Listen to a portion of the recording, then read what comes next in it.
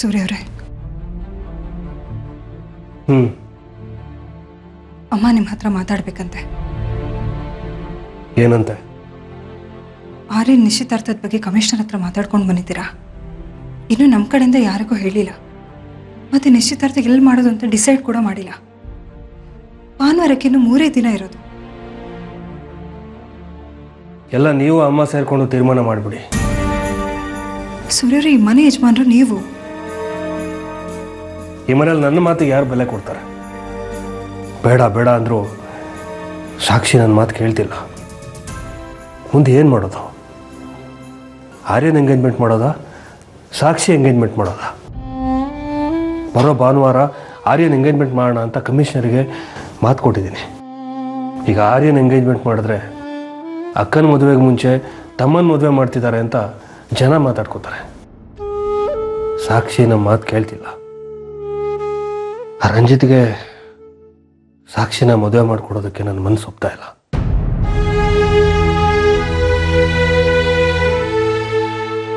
ಈ ಬದುಕೆ ಸಾಕು ಅಂತ ಅನಿಸ್ಬಿಟ್ಟಿದೆ.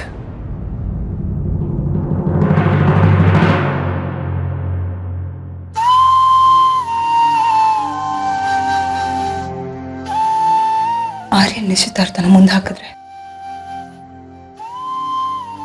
ಅನುಷನ ಅಪ್ಪ ಅದಕ್ಕೆ ಒಪ್ಪಲ್ಲ. ಒಂದ್ಸಲ ಮಾತಾಡಿ ನೋಡಿ.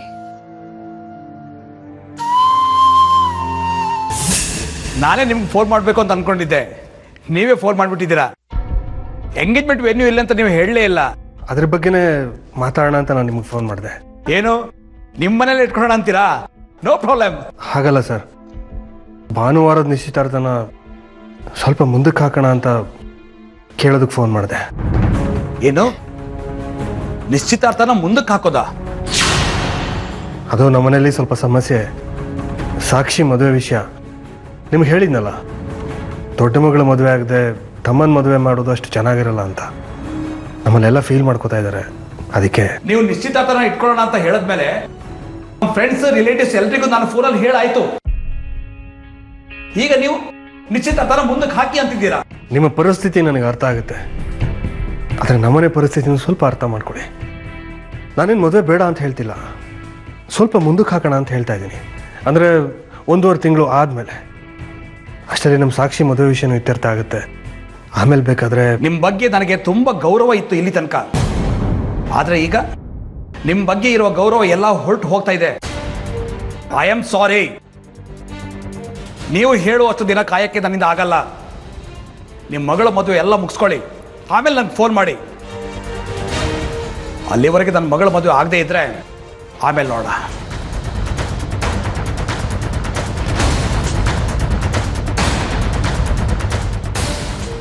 ಎಂಗೇಜ್ಮೆಂಟ್ ಕ್ಯಾನ್ಸಲ್ ಆಯಿತು ಅಂತ ನೀವು ಯೋಚನೆ ಮಾಡಬೇಡಿ, ನನಗೇನು ಬೇಜಾರಿಲ್ಲ. ಈಗ ನೀನು ಹೇಳೋದು ಸುಲಭ, ಆಮೇಲೆ ನನ್ನನ್ನು ಬ್ಲೇಮ್ ಮಾಡ್ತೀರಾ ನೀನು ಅನುಷಾ ಇಬ್ರು. ಸಾಕ್ಷಿ, ಏನ್ ಡ್ಯಾಡ್? ನಿನ್ನ ಮದುವೆ ಮಾಡಿದೆ, ಆರ್ಯನ್ ಮದುವೆ ಮಾಡೋದಕ್ಕೆ ನಮ್ಗೆ ಯಾರಿಗೂ ಇಷ್ಟನೂ ಇಲ್ಲ, ಅದು ಚೆನ್ನಾಗೂ ಇರಲ್ಲ. ಇದನ್ನು ಕಮಿಷನರಿಗೆ ಹೇಳಿದಾಗ ಅವ್ರು ಒಪ್ಪಲಿಲ್ಲ. ಅದಕ್ಕೆ ಈ ಭಾನುವಾರ ಆರ್ಯ ಅನುಷನ್ ಎಂಗೇಜ್ಮೆಂಟ್ ಮಾಡೋಣ ಅಂತ ಅವ್ರಿಗೆ ಹೇಳಿದ್ದೆ. ಆ ಪ್ರಕಾರ ನಡ್ಕೊಳ್ತಾ ಇದ್ರೆ ಅವ್ರು ಅನುಷಂಗೆ ಬೇರೆ ಮದುವೆ ಮಾಡ್ಬಿಡ್ತಾರೆ. ನಿನಗೆ ಗೊತ್ತಲ್ಲ ಅನುಷಾ ಆರ್ಯನ್ ಎಷ್ಟು ಇಷ್ಟಪಡ್ತಾಳೆ ಅಂತ. ಅವಳು ಆರ್ಯನ್ ಬಿಟ್ಟು ಬೇರೆಯವನ್ನ ಮದುವೆ ಆಗೋದಕ್ಕೆ ಒಪ್ಪಲ್ಲ. ಈಗ ನೀನು ಸಹಾಯ ಮಾಡಿದ್ರೆ ಎಲ್ರಿಗೂ ನೆಮ್ಮದಿ ಇರೋ ಥರ ಒಂದು ದಾರಿ ಹುಡುಕ್ಬೋದು. ನೀವೇನ್ ಹೇಳಿದ್ರು ಮಾಡ್ತೀನಿ ಡ್ಯಾಡ್. ನನ್ನ ಮಾತಿಗೆ ಬೆಲೆ ಕೊಟ್ಟು ರಂಜಿತ್ ಮತ್ತೆ ಅವ್ರ ತಾಯಿನ ತುಂಬಾ ಚೆನ್ನಾಗಿ ಮಾತಾಡ್ ಕಳ್ಸಿದೀರಾ. ಹೇಳಿ ಏನ್ ಮಾಡ್ಬೇಕು?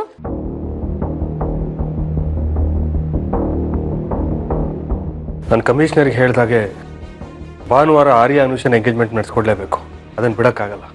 ಓಕೆ. ಆರ್ಯನ್ ಎಂಗೇಜ್ಮೆಂಟ್ ಜೊತೆ ನಿನ್ನ ಎಂಗೇಜ್ಮೆಂಟು ನಡೆದ್ಬಿಟ್ರೆ ಯಾವ ಸಮಸ್ಯೆನೂ ಇರಲ್ಲ. ಅಷ್ಟೇ ತಾನೇ, ನೋ ಪ್ರಾಬ್ಲಮ್. ಆರ್ಯನ್ ಎಂಗೇಜ್ಮೆಂಟ್ ಜೊತೆಗೆ ನನ್ನ ಎಂಗೇಜ್ಮೆಂಟ್ ಮಾಡ್ಬಿಡಿ. ರಂಜಿತಿಗೆ ವಿಷಯನ ಫೋನ್ ಮಾಡಿ ಈಗಲೇ ಹೇಳ್ಬಿಡ್ತೀನಿ. ಸಾಕ್ಷಿ, ಒಂದು ನಿಮಿಷ, ಫೋನ್ ಕಟ್ ಮಾಡು. ಯಾಕೆ ಡ್ಯಾಡ್? ನೀ ರಂಜಿತ್ನ ಮದುವೆ ಆಗೋದು ನಮ್ಗೆ ಯಾರಿಗೂ ಇಷ್ಟ. ಮತ್ತೆ ಭಾನುವಾರ ಎಂಗೇಜ್ಮೆಂಟ್ ಅಂದ್ರಿ? ಅದು ಬೇರೆ ಹುಡುಗನ ಜೊತೆ ಎಂಗೇಜ್ಮೆಂಟ್ ಮಾಡೋಣ. ಯಾವಂತ ಜೊತೆ ಎಂಗೇಜ್ಮೆಂಟ್ ಮಾಡ್ಕೊಳ್ಳೋದಕ್ಕೆ ನಾನು ರೆಡಿ ಇಲ್ಲ.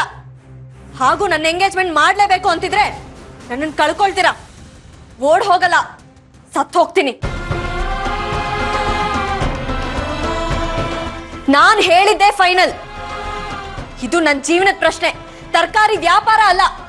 ಇದ್ರಲ್ಲೆಲ್ಲ ಚೌಕಾಸಿ ಬೇಡ. ಮದ್ವೆ ಮಾಡೋ ಹಾಗಿದ್ರೆ ರಂಜಿತ್ ಜೊತೆ ಮಾಡಿ, ಇಲ್ಲ ಅಂದ್ರೆ ಹೇಳಿದ್ನಲ್ಲ, ನಿಮ್ಮಿಷ್ಟ.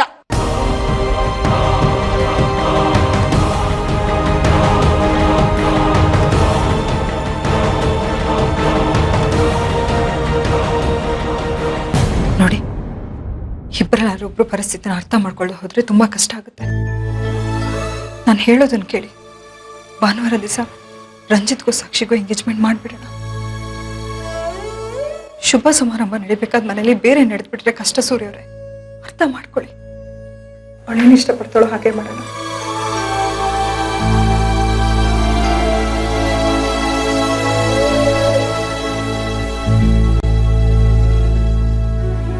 ಆಯಿತು ಸಾಕ್ಷಿ, ನಿನ್ನಿಷ್ಟದಾಗೆ ಆಗಲಿ. ನಿನಗೂ ರಂಜಿತ್ಗೂ ಆರ್ಯಂಗೂ ಅನುಷಾಗೂ ಭಾನುವಾರನೇ ಎಂಗೇಜ್ಮೆಂಟ್ ಇಟ್ಕೊಳ್ಳೋಣ. ಹಾಗಾದ್ರೆ ಈ ವಿಷಯನ ರಂಜಿತ್ ಮನೆಯವರು ಫೋನ್ ಮಾಡಿ ಹೇಳ್ಬೋದಲ್ವಾ?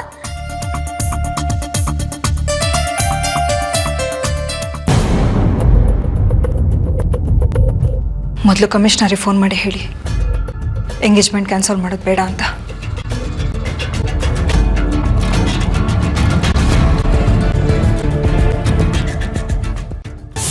ಹಲೋ ಸೂರ್ಯ ಅವರೇ, ಐ ಆಮ್ ಸಾರಿ. ಆಗ ನಿಮ್ಮ ಹತ್ರ ತುಂಬ ಒರಟಾಗಿ ಮಾತಾಡ್ಬಿಟ್ಟೆ. ಅದಕ್ಕೆ ನಾನು ಫೋನ್ ಮಾಡಿದೆ. ಎಂಗೇಜ್ಮೆಂಟ್ ಅಂತ ನೀವೆಲ್ರಿಗೂ ಹೇಳಿದ ಮೇಲೆ ನಾನು ಕ್ಯಾನ್ಸಲ್ ಅಂತ ಹೇಳಿದ್ರೆ ನಿಮಗೆ ಕೋಪ ಬರೋದು ಸಹಜ ಬಿಡಿ. ಅದಕ್ಕೆ ಇದೇ ಭಾನುವಾರ ಆರ್ಯ ಅನುಷನ ಎಂಗೇಜ್ಮೆಂಟ್ ಇಟ್ಕೊಳ್ಳೋಣ ಅಂತ ಹೇಳಿದಕ್ಕೆ ಫೋನ್ ಮಾಡಿದೆ. ಹೌದಾ, ತುಂಬ ಸಂತೋಷ. ನಿಮ್ಮ ಮಗಳು ಮದುವೆ ವಿಷಯ ಏನು ಮಾಡಿದ್ರಿ? ಅವಳದ್ದು ಎಂಗೇಜ್ಮೆಂಟು ಇದೇ ಭಾನುವಾರ ಇಟ್ಕೊಳ್ಳೋಣ ಅಂತ ಅಂದ್ಕೊಂಡಿದ್ದೀನಿ. ಯಾರ ಜೊತೆ ಅವಳು ಮದುವೆ ಮಾಡ್ತಾ ಇದ್ದೀರಾ? ಸ್ಮಾರ್ಟ್ ಸ್ಕೂಲ್ ಟ್ರಸ್ಟಿ ರಂಜಿತ್, ಅವ್ರನ್ನ ಇವಳು ತುಂಬ ಇಷ್ಟಪಡ್ತಿದ್ದಾಳೆ. ಅದಕ್ಕೆ ಅವ್ರ ಜೊತೆಗೆ ಮದುವೆ ಮಾಡೋಣ ಅಂತ ಅಂದ್ಕೊಂಡಿದ್ದೀನಿ. ಆಗಲಿ ಸರ್, ತುಂಬ ಸಂತೋಷ. ಹಾಗಾದರೆ ಎಂಗೇಜ್ಮೆಂಟ್ನ ನಮ್ಮ ಮನೆ ಹತ್ರ ಇರೋ ದೇಶದಲ್ಲಿ ಇಟ್ಕೋಬೋದಲ್ವಾ? ಹಾಂ, ಆಗ್ಬೋದು ಸರ್. ಸರಿ ಸರ್. ಅನುಷಾ, ನಿನ್ನ ಇಷ್ಟದ ಹಾಗೆ ಆಯಿತು. ಸೂರ್ಯ ಅವರು ಎಂಗೇಜ್ಮೆಂಟಿಗೆ ಒಪ್ಕೊಂಡ್ರು.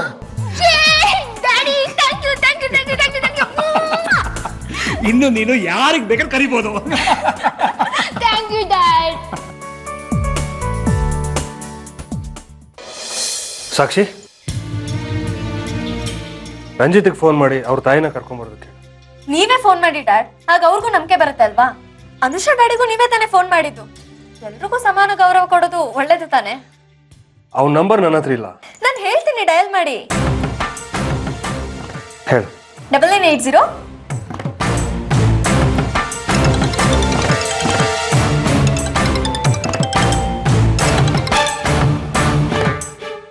ಫೋನ್ ರಿಸೀವ್ ಮಾಡ್ತಿಲ್ಲ. ನಿಮ್ ನಂಬರ್ ಮೋಸ್ಟ್ಲಿ ಅವ್ರ ಹತ್ರ ಇಲ್ಲ, ಅದಕ್ಕೆ ರಿಸೀವ್ ಮಾಡ್ತಿಲ್ಲ. ನನ್ನ ಫೋನಿಂದಾನೇ ಮಾಡ್ತೀನಿ, ಮಾತಾಡಿ.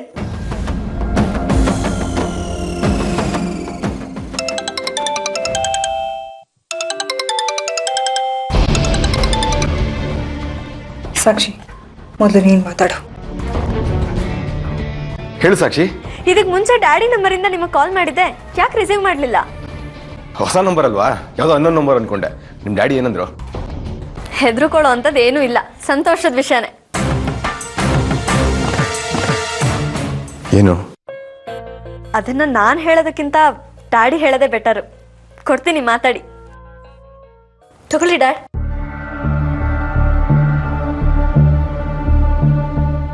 Hello Ranjit. Hello sir, sorry, ಅದು ನಿಮ್ಮ ನಂಬರ್ ಅಂತ ಗೊತ್ತಾಗಲಿಲ್ಲ. ದಯವಿಟ್ಟು ತಪ್ಪು ತಿಳ್ಕೊಬಿಡಿ. ಪರವಾಗಿಲ್ಲ ಬಿಡಿ, ನಿಮ್ಮ ತಾಯಿ ಜೊತೆ ಮಾತಾಡಬೇಕಿತ್ತು. ಹಾಂ, ಇಲ್ಲೇ ಇದ್ದಾರೆ. ಒಂದು ನಿಮಿಷ ಕೊಟ್ಟೆ. ಅಮ್ಮ, ಸೂರ್ಯ ಅವರು ನಿಮ್ಮ ಹತ್ರ ಮಾತಾಡ್ಬೇಕಂತೆ. ಹಲೋ, ಹೇಳಿ ಸರ್. ನಮಸ್ಕಾರ ಮೇಡಮ್. ನಮಸ್ಕಾರ. ನಿಮ್ಮ ಮಗನಿಗೆ ನಮ್ಮ ಮಗಳನ್ನು ಕೊಡೋದಕ್ಕೆ ನಮ್ಮೆಲ್ರಿಗೂ ಒಪ್ಪಿಗೆ ಇದೆ. ತುಂಬ ಸಂತೋಷ. ಅದಕ್ಕೆ ಈ ಭಾನುವಾರ ನನ್ನ ಮಗಳ ಜೊತೆ ನಿಮ್ಮ ಮಗನ ಎಂಗೇಜ್ಮೆಂಟ್ ಮಾಡೋಣ ಅಂತ ಅಂದ್ಕೊಂಡಿದ್ದೀನಿ. ನೀವು ಒಪ್ಪೋದಾದರೆ? ಖಂಡಿತ ಮಾಡೋಣ. Thank you madam. ರಂಜಿತ್ಗೂ ವಿಷಯ ತಿಳಿಸ್ಬಿಡಿ. ಹಾಂ, ಹೇಳ್ತೀನಿ ಸರ್. ಇನ್ನೊಂದು ವಿಷಯ, ಎಂಗೇಜ್ಮೆಂಟ್ಗೆ ನಿಮ್ಮ ಹಸ್ಬೆಂಡ್ನ ಕರ್ಸೋದಕ್ಕಾಗತ್ತಾ? ಎಂಗೇಜ್ಮೆಂಟ್ಗೆ ನಮ್ಮ ಯಜಮಾನ್ರನ್ನ ಕರೆಸ್ಬೇಕಾ? ಹೌದು, ಮಗನ ಎಂಗೇಜ್ಮೆಂಟ್ಗೆ ಅಪ್ಪ ಬರಲಿಲ್ಲ ಅಂದರೆ ತುಂಬ ಆಡಾಗಿರುತ್ತಲ್ವ? ಅದು ಸರ್, ಎಂಗೇಜ್ಮೆಂಟು ಮುಂದಿನ ಭಾನುವಾರನೇ ಅಂತ ಹೇಳ್ತಾ ಇದ್ದೀರಾ. ಅಷ್ಟು ಅರ್ಜೆಂಟಲ್ಲಿ ಅವರಿಗೆ ಬರೋಕ್ಕಾಗತ್ತೋ ಇಲ್ವೋ? ಅಕಸ್ಮಾತ್ ಎಂಗೇಜ್ಮೆಂಟ್ ವೇಳೆಗೆ ಅವ್ರಿಗೇನಾದ್ರು ಬರೋಕ್ಕಾಗದೇ ಇದ್ದರೆ ಮದುವೆ ಟೈಮ್ ಬಂತು ಖಂಡಿತ ಬಂದೇ ಬರ್ತಾರೆ. Okay madam, thanks once again.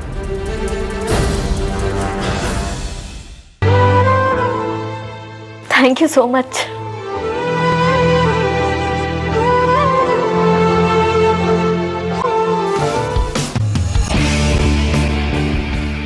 Congrats my son. ಅಂತೂ ಸಾಕ್ಷಿನೇ ನೀನು ಮದುವೆ ಆಗ್ಬೇಕನ್ನೋ ನಿನ್ನ ಆಸೆ ಈಡೇರ್ತು. I am very happy for you. Enjoy my son. Thanks. Surya, ನಾನು ತೋಡಿರೋ ಕೆಡ್ಡಕ್ಕೆ ಬೀಳೋದಕ್ಕೆ ರೆಡಿ ಆಗಿದೀಯಾ? ನೋಡ್ತಾ ಇರೋ, ನಿನ್ನ ಮಗಳನ್ನಿಟ್ಕೊಂಡು ನಿನ್ನ ಹೇಗೆ ಬುಗುರಿ ತರ ಆಡಿಸ್ತೀನಿ ಅಂತ. ಬರೀ ಬುಗ್ರಿ ಆಟ ಮಾತ್ರ ಅಲ್ಲ ಸರ್, ಎಲ್ಲಾ ತರದ ಆಟನೂ ಆಡಿಸ್ಬೇಕು. ಅರ್ಪಿತಾ, ಸೂರ್ಯ ಅವ್ರ ಮೇಲೆ ನಿನಗೆ ಯಾವುದೋ ಕೋಪ ಇರಬಹುದು. ಆ ಕೋಪನ ನನ್ನ ಮಗನ ತಲೆಗೆ, ನಮ್ಮ ಯಜಮಾನ್ರ ತಲೆಗೆ ತುರ್ಕಕ್ಕೆ ನೋಡಿದ್ರೆ ನಾನು ಸುಮ್ಮನೆ ಇರೋದಿಲ್ಲ.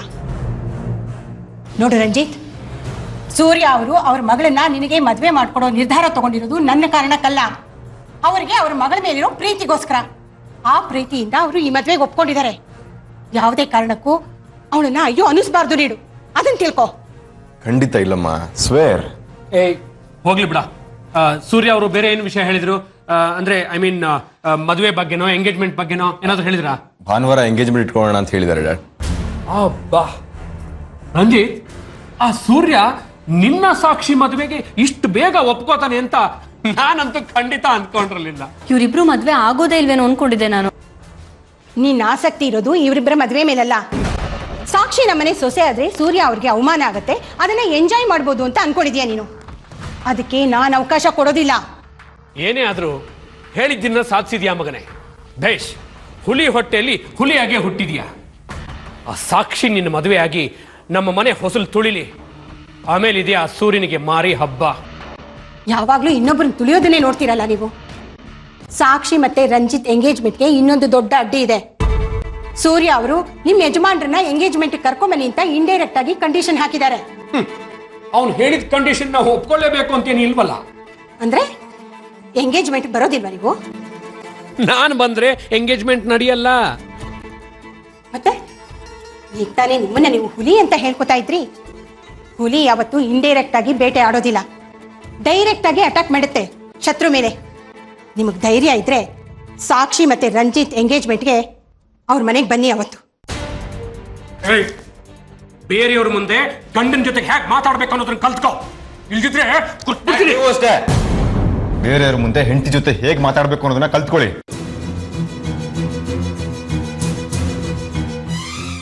ಐ ಆಮ್ ಸಾರಿ ಮಗನೇ. ದಯವಿಟ್ಟು ನಿಮ್ಮಮ್ಮನಿಗೆ ನೀನೇ ಬುದ್ಧಿ ಹೇಳು. ಯಾವಾಗ್ಲೂ ಬೇರೆಯವ್ರನ್ನ ನನ್ನ ಮುಂದೆ ಹೊಗಳ್ತಾಳೆ. ಮದುವೆ ಆದಾಗಿಂದ ಇವತ್ತಿನವರೆಗೂ ನನ್ನ ಬಗ್ಗೆ ಒಂದು ಒಳ್ಳೆ ಮಾತಾಡಿಲ್ಲ ಅವಳು. ನೀವು ಒಳ್ಳೆ ಕೆಲಸ ಮಾಡಿದಿದ್ರೆ ನಾನು ಯಾವಾಗಲೂ ಒಳ್ಳೆ ಮಾತೇ ಆಡ್ತಾ ಇದ್ದೆ. ಆದರೆ ಹೇಳ್ಕೊಳ್ಳೋಂಥ ಒಳ್ಳೆ ಕೆಲಸ ಒಂದಾದ್ರೂ ಮಾಡಿದ್ದೀರಾ ನೀವು? ನೀವು ಮಾಡೋ ಕೆಟ್ಟ ಕೆಲಸಗಳು ಸಾಲದು ಅಂತ ಊರಲ್ಲಿರೋ ಕೆಟ್ಟ ಮನುಷ್ಯರನ್ನೆಲ್ಲ ಮನೆಗೆ ಕರ್ಕೊಂಡ್ಬರ್ತೀರಾ? ಅಮ್ಮ ಸಾಕು, ನಿಲ್ಲಿಸ್ತೀರಾ? ನನ್ನ ಮದುವೆ ಖುಷಿ ವಿಷಯ ಮಾತಾಡೋ ಟೈಮಲ್ಲಿ ನೀವಿಬ್ರು ಜಗಳ ಬೇಕಾ? ಸಾರಿ ಕಣೋ ರಂಜಿತ್. ಈಗ ಹೇಳಿ, ಎಂಗೇಜ್ಮೆಂಟ್ ದಿನ ನಿಮ್ಮ ಬಗ್ಗೆ ಅವ್ರೇನಾದ್ರೂ ಕೇಳಿದ್ರೆ ಏನು ಹೇಳೋದು ನಾವು? ಏನೋ ದೊಡ್ಡ ಹರಿಶ್ಚಂದ್ರ ಮೊಮ್ಮಗಳ ಥರ ಮಾತಾಡ್ತೀಯ. ದಯವಿಟ್ಟು ನನ್ನ ಮಾತನ್ನ ಅರ್ಥ ಮಾಡ್ಕೋ. ನಾನು ಬಂದ್ರೆ ಎಂಗೇಜ್ಮೆಂಟ್ ನಡೆಯಲ್ಲ. ನನಗೋಸ್ಕರ ಅಲ್ದಿದ್ರು ಮಗ ರಂಜಿತ್ಗೋಸ್ಕರ ನಾನು ಹೇಳೋದನ್ನ ಒಪ್ಕೋ. ನಿಮ್ಮ ಯಜಮಾನ್ರು ಎಲ್ಲಿ ಅಂತ ಕೇಳಿದ್ರೆ ಫಾರಿನ್ಗೆ ಹೋಗಿದ್ದಾರೆ ಅಂತ ಹೇಳ್ಬಿಡು. ಒಮ್ಮೆ ಎಂಗೇಜ್ಮೆಂಟ್ ಆಗ್ಲಿ, ಆಮೇಲೆ ನೀನ್ ಹೇಳಿದಾಗೆ ಕೇಳ್ತೀನಿ ಮಾರಾಯ್ತಿ. ಪ್ಲೀಸ್ ಮಾ, ಒಪ್ಕೊಳ್ಳಿ.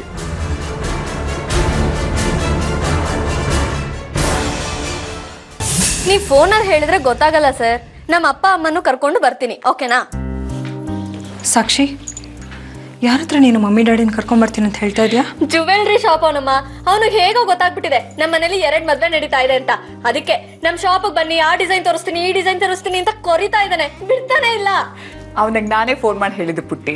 ಹೌದಾ ಅಮ್ಮ? ಹಾಗಾದ್ರೆ ಇವತ್ತೇ ಹೋಗೋಣ ಜುವೆಲ್ರಿ ಶಾಪ್ಗೆ. ಹೋಗೋಣ, ಆದರೆ ನಿಮ್ಮಪ್ಪನ ಹತ್ರ ಒಂದ್ಸಲ ಕೇಳು. ಆರ್ಯ, ನಿನ್ನ ಎಂಗೇಜ್ಮೆಂಟ್ನ ಕಮಿಷನರ್ ಅವ್ರ ಮರ ಹತ್ರ ದೇವಸ್ಥಾನದಲ್ಲಿ ಮಾಡೋಣ ಅಂತ ಹೇಳಿದ್ದಾರೆ. ಅಲ್ಲಿ ವ್ಯವಸ್ಥೆ ಏನಿದೆ ನೋಡ್ಕೊಂಬ. ನೀವು ಬನ್ನಿ ಡ್ಯಾಡ್, ಬರ್ತಾ ಹೊಸ ಬಟ್ಟೆಗಳನ್ನ ತರ್ಬೋದು. ಯಾವ ಸಂತೋಷಕ್ಕೆ ಅಂತ ಹೊಸ ಬಟ್ಟೆ ತಗೊಳ್ಳಿ? ಹಾಗೆಲ್ಲ ಏನು ಹೇಳೋ ಆಗಿಲ್ಲ. ನೀವು ಹೊಸ ಬಟ್ಟೆ ತಗೊಂಡು ನಮ್ಮೆಲ್ರಿಗೂ ಹೊಸ ಬಟ್ಟೆ ಜ್ಯುವೆಲ್ರಿ ಎಲ್ಲ ಕೊಡಿಸ್ಬೇಕು. ನಾನು ಕ್ರೆಡಿಟ್ ಕಾರ್ಡ್ ಕೊಡ್ತೀನಿ, ಏನ್ ಬೇಕೋ ತಗೋ. ನೋ ಕಾರ್ಡ್, ನೀವು ನಮ್ ಜೊತೆ ಬಂದು ಕೊಡಿಸ್ಬೇಕು. Please please please. Ranjit phone ಮಾಡಿದ್ನಾ? ಇಲ್ಲ, ಯಾಕೆ? ಎಂಗೇಜ್ಮೆಂಟ್ಗೆ ಮುಂಚೆ ಅವ್ರ ತಂದೆ ಹತ್ರ ಸ್ವಲ್ಪ ಮಾತಾಡ್ಬೇಕಿತ್ತು. ಅವ್ರು ಇಲ್ಲಿಲ್ಲ ಡ್ಯಾಡ್, ಅಬ್ರಾಡ್ ನಲ್ಲಿದ್ದಾರೆ. ಅಟ್ಲೀಸ್ಟ್ ಫೋನ್ ಮಾಡ್ಬೋದಲ್ವಾ? ತಂದೆ ಸೊಸೆ ಆಗ್ತಿರೋಳ ಹತ್ರ ಒಂದು ಸಲನೂ ಫೋನಲ್ಲಿ ಮಾತಾಡಿಲ್ಲ. ಅಟ್ಲೀಸ್ಟ್ ಅವ್ರ ಮನೆಯವ್ರ ಹತ್ರನೂ ಮಾತಾಡಿಲ್ಲ. ಇದು ಸ್ವಲ್ಪ ಆಡ್ ಅಂತ ಅನಿಸ್ತಾ ಇಲ್ವಾ ನಿನಗೆ? ನೀವು ಎಂಗೇಜ್ಮೆಂಟ್ ನಿಲ್ಸೋದಕ್ಕೆ ಮತ್ತೆ ಏನಾದ್ರೂ ಕಾರಣ ಹುಡುಕ್ತಾ ಇದ್ರೆ ನಂಗೆ ತುಂಬಾ ಬೇಜಾರಾಗುತ್ತೆ. ಸಾಕ್ಷಿ, ಅವ್ರು ಹೇಳ್ತಿರೋದು ಸರಿಯಾಗೇ ಇದೆ. ನಾವೆಷ್ಟೋ ಸರಿ ರಂಜಿತ್ ತಂದೆ ತಾಯಿ ಬಗ್ಗೆ ಮಾತಾಡ್ಕೊಂಡಿದ್ದೀವಿ. ರಂಜಿತ್ ತಂದೆ ತಾಯಿಗೂ ನಿನ್ನ ಬಗ್ಗೆ, ನಿನ್ನ ಫ್ಯಾಮಿಲಿ ಬಗ್ಗೆ ತಿಳ್ಕೊಳ್ಳೋ ಕುತೂಹಲ ಇರಬೇಕಲ್ವಾ? ನೀನು ರಂಜಿತ್ ಹತ್ರ ಅವ್ರ ತಂದೆ ನಂಬರ್ ಇಸ್ಕೋ, ನಾನೇ ಅವ್ರ ಹತ್ರ ಮಾತಾಡ್ತೀನಿ. ಓಕೆನಾ? ಸರಿ ಡ್ಯಾಡ್.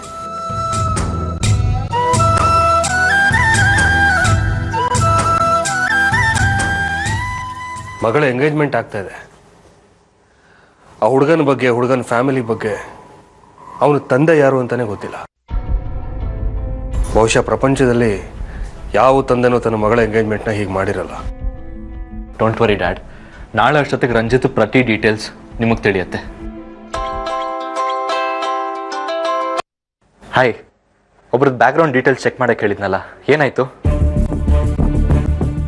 ಓಕೆ, ಇದು ಅನ್ಅಫಿಷಿಯಲ್ ಆಗಿ ಮಾಡ್ತಿರೋದು. Be careful. ನನ್ನ ಹೆಸರು ಎಲ್ಲೋ ಆಚೆ ಗೊತ್ತಾಗ್ಬಾರ್ದು. ಕಡೆಟ್? ಓಕೆ ಡ್ಯಾಡ್, ಡಿಪಾರ್ಟ್ಮೆಂಟಲ್ಲಿ ನಂಗೊಬ್ಬ ಇನ್ಫಾರ್ಮರ್ ಇದ್ದಾನೆ. ಅವನು ಹೇಳಿ ರಂಜಿತ್ ಪ್ರತಿ ಡೀಟೇಲ್ಸ್ ತಗೋ ಅಂತ ಹೇಳಿದ್ದೀನಿ. ಅವ್ನು ಓದಿದ ಸ್ಕೂಲು, ಕಾಲೇಜ್, ಫ್ರೆಂಡ್ಸ್, ರಿಲೇಟಿವ್ಸ್, ತಂದೆ ಎಲ್ಲ ಡೀಟೇಲ್ಸ್ ನಮಗೆ ಹೇಳ್ತಾನೆ. ಗುಡ್. ಆದರೆ ಇದು ಎಂಗೇಜ್ಮೆಂಟ್ಗಿಂತ ಮುಂಚೆನೇ ನಮ್ಗೆ ಗೊತ್ತಾಗಬೇಕು. ಶ್ಯೂರ್ಲಿ ಡ್ಯಾಡ್, ನಾಳೆ ಅಷ್ಟೊತ್ತಿಗೆ ನಿಮಗೆಲ್ಲ ಗೊತ್ತಾಗುತ್ತೆ.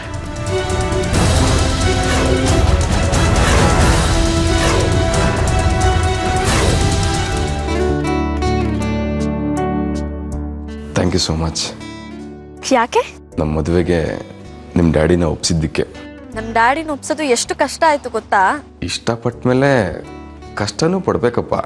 ನಿಮ್ ಜೊತೆ ಕಷ್ಟ ಪಟ್ಕೊಂಡು ಬದುಕಕ್ಕಲ್ಲ ನಾನು ನಿಮ್ಮನ್ನ ಇಷ್ಟಪಟ್ಟಿರೋದು.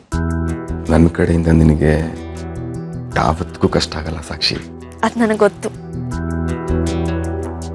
So so nothing. ಆಗ್ಲೇ ನಥಿಂಗಾ? There are lot of things, but ಈಗ ನಥಿಂಗ್.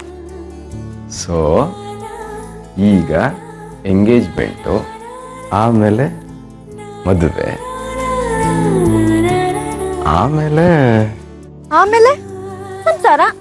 ಮದುವೆ ಆದ್ಮೇಲೆ ಸಂಸಾರ ಶುರು ಮಾಡೋಕ್ಕೂ ಮುಂಚೆ ಒಂದು ಸುಂದರವಾದ ಸನ್ನಿವೇಶ ಇದೆ. ಮನೆ ತುಂಬಿಸ್ಕೊಳ್ಳೋ ಶಾಸ್ತ್ರ. Sakshi, why are you so unromantic ಯಾರ್? ಯಾಕೆ ಅಂದ್ರೆ I don't want to be romantic over phone. ಓ ಸರಿ, ಹಾಗಾದ್ರೆ ಎಲ್ಲಿ ಸಿಗೋಣ? ಆಸೆ ಕೊನೆನೇ ಇಲ್ಲ ಅಲ್ವಾ? ಆಸೆ ಇಲ್ದಿದ್ರೆ ಮದುವೆ ಏನಕ್ಕೆ? ಮಠ ಸೇರ್ಕೋತಿದ್ದೆ. ಸೊ ಎಲ್ಲಿ ಮೀಟ್ ಮಾಡೋಣ? ಶಡಪ್, ನಾನೆಲ್ದು ಸಿಗಲ್ಲ. ಸಾಕ್ಷಿ, ನಿನಗೆ ಪ್ಯಾರಿಸ್ ಇಷ್ಟ ಅಲ್ಲ? ಯಾಕೆ? ಹನಿಮೂನ್ ಪ್ಲಾನ್ ಮಾಡಕ್ಕೆ. ನಮ್ ಕಡೆ ಮದ್ವೆ ಆದ್ಮೇಲೆ ಹನಿಮೂನ್ಗೆ ಹೋಗೋದು. ನಮ್ಮ ಕಡೆ ಏನು, ಹನಿಮೂನ್ ಮುಗಿಸಿ ಮಕ್ಕಳನ್ನ ತೊಡೆ ಮೇಲೆ ಕೂರಿಸಿ ಮದುವೆ ಮಾಡಿಸ್ತಾರೆ ಅನ್ಕೊಂಡ್ಯಾ? ಅದು ಒಂಥರ ಚೆನ್ನಾಗಿರುತ್ತಲ್ವಾ? ಅಪ್ಪ ಅಮ್ಮನ ಮದ್ವೆ ನೋಡೋ ಅದೃಷ್ಟ ಎಷ್ಟು ಜನ ಮಕ್ಳಿಗೆ ಸಿಗುತ್ತೆ. ನೀನ್ ಗ್ರೀನ್ ಸಿಗ್ನಲ್ ಕೊಟ್ರೆ ಅದ್ರ ಕಡೆನೂ ಗಮನ ಕೊಡ್ಬೋದು. ರಂಜಿತ್. ಓಕೆ ಓಕೆ, ಸಾರಿ. ಸರಿ, ನನ್ಗೆ ನಿಮ್ ಡ್ಯಾಡಿ ನಂಬರ್ ಕೊಡಿ.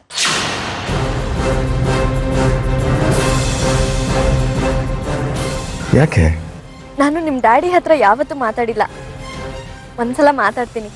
ಆಮೇಲೆ ಡ್ಯಾಡಿನೂ ನಿಮ್ ತಂದೆ ಹತ್ರ ಮಾತಾಡ್ಬೇಕಂತೆ. ನಮ್ಮ ಮದ್ವೆ ವಿಷಯನ ಡಿಸ್ಕಸ್ ಮಾಡ್ಬೇಕಂತೆ. ಹಾ, ನಮ್ಮ ತಾಯಿ ಜೊತೆ ಡಿಸ್ಕಸ್ ಮಾಡಿದಾರಲ್ಲ, ಮುಂದಿನ ಭಾನುವಾರ ಎಂಗೇಜ್ಮೆಂಟ್ ಮಾಡೋಣ ಅಂತ ಫೋನಲ್ಲಿ ಹೇಳಿದ್ದಾರೆ. ನಮ್ಮ ಮನೇಲಿ ನಮ್ಮ ತಾಯಿದೇ ಎಲ್ಲ ರಾಜ್ಯಭಾರ. ಹಾ, ಅವ್ರು ಹೇಗೆ ಮಾಡೋಣ ಅಂತಾರೋ ನಮ್ಮ ತಂದೆ ಅದಕ್ಕೆ ಕಣ್ಣು ಮುಚ್ಕೊಂಡು ಹ್ಞೂ ಅನ್ಬೇಕು, ಅಷ್ಟೇ ಅವ್ರ ಕೆಲಸ. ಆದ್ರೂ ನಮ್ಮ ಕಡೆಯಿಂದ ಫಾರ್ಮಲ್ ಆಗಿ ಹೇಳೋದನ್ನ ಹೇಳಲೇಬೇಕು ಅಲ್ವಾ? ತಮ್ಮ ಮಗಳು ಸೊಸೆಯಾಗಿ ಹೋಗೋ ಮನೆ ಯಜಮಾನ್ರ ಬಗ್ಗೆ ತಿಳ್ಕೊಳ್ಳೋದು ನಮ್ಮ ಡ್ಯಾಡಿ ಹಕ್ಕಲ್ವಾ?